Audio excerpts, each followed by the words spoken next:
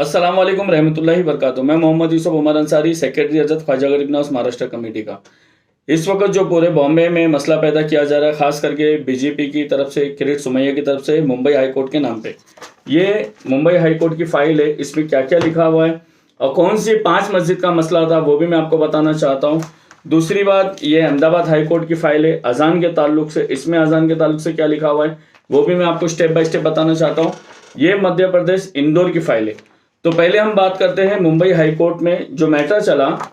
वो मैटर 2021 में 2 लोग पिटीशन फाइल करते हैं, यानी कंप्लेंट फाइल करते हैं 5 मस्जिदों के खिलाफ। ये मस्जिद है कुर्ला कसाईवाड़ा में है और रहवासी जो है नेहरू नगर के, वो लोग कंप्लेंट फाइल करते हैं कि हमको अजान से प्रॉब्लम है।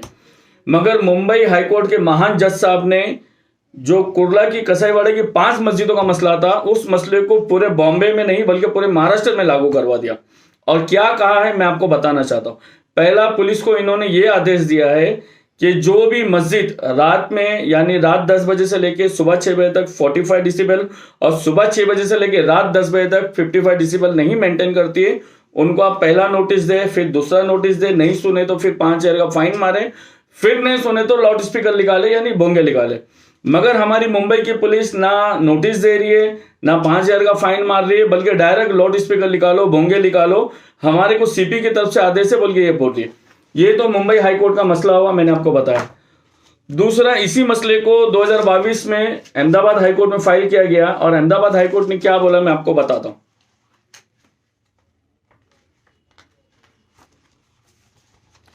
अहमदाबाद हाईकोर्ट ने यह बोला है कि अजान ध्वनि प्रदूषण नहीं है। ध्वनि प्रदूषण में क्या क्या आता है अहमदाबाद हाईकोर्ट ने इसमें लिखा है।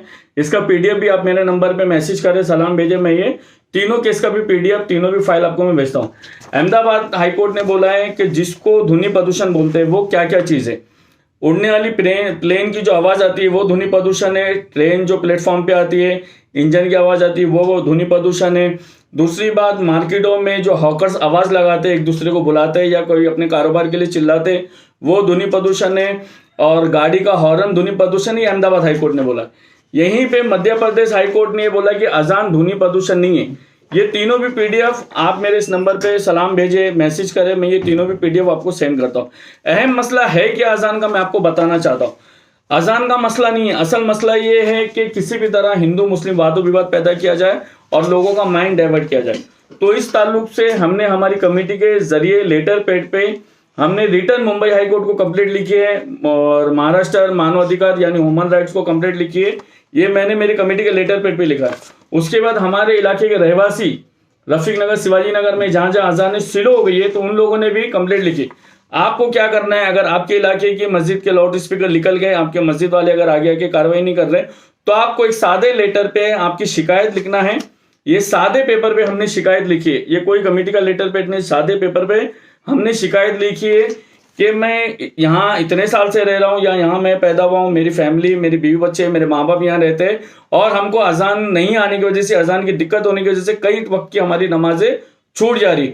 ये कंप्लेंट लिख के आपको मुंबई हाईकोर्ट, मानवाधिकारी, पुलिस कमिश्नर, डीसीपी साहब, एसीपी साहब और अपने इलाके की जो सीनियर इंस्पेक्टर लगता है उनको कंप्लेंट देना है और इस पेपर का पीडीएफ आपको रिटर्न मेरे मोबाइल पे भेजना है, ताकि हम मुंबई हाईकोर्ट जाए तो हम बता सके कि जब 2 लोग मुंबई हाईकोर्ट जाते हैं और जज 2 लोगों के मसले पे, 2 लोगों के फैसले के ऊपर ये पूरा फैसला करते हैं, पूरे मुंबई नहीं बल्कि पूरे महाराष्ट्र की अजान स्लो कर देते, तो हजारों मुसलमान अगर ऑब्जेक्शन उठाएंगे तो क्यों नहीं हमें इंसाफ मिलेगा। बस आप लोगों को मेहनत करना है, संविधान के दायरे में रहते हुए किसी के भी भड़काऊ भाषण पे नहीं आना है। और खास करके मैं आप लोगों को कहता हूं कि अपने नेताओं पे तो भरोसा ना करें। इस वक्त महाराष्ट्र में 9 मुस्लिम नेता है, इन पे तो आप भरोसा करें ही नहीं, क्योंकि महाराष्ट्र में जब रामगिरी महाराज की गुस्ताखी हुई, कई मसले पैदा हुए, इन नेताओं ने नहीं बोला। और ये नहीं बोले तो भी अच्छा है, फिल वक्त संविधान के दायरे में रहते हुए हमें मुंबई हाईकोर्ट जाना है और मुंबई हाईकोर्ट से हमें सुप्रीम कोर्ट जाना है। आपको अल्लाह उसके रसूल का वास्ता इस वीडियो को ज्यादा से ज्यादा शेयर करें और अपनी बंद हुई आवाज, अजान की आवाज, स्लो हुई अजान की आवाज को वापस शुरू कराने में हमारी कमेटी का साथ दे। अस्सलाम वालेकुम।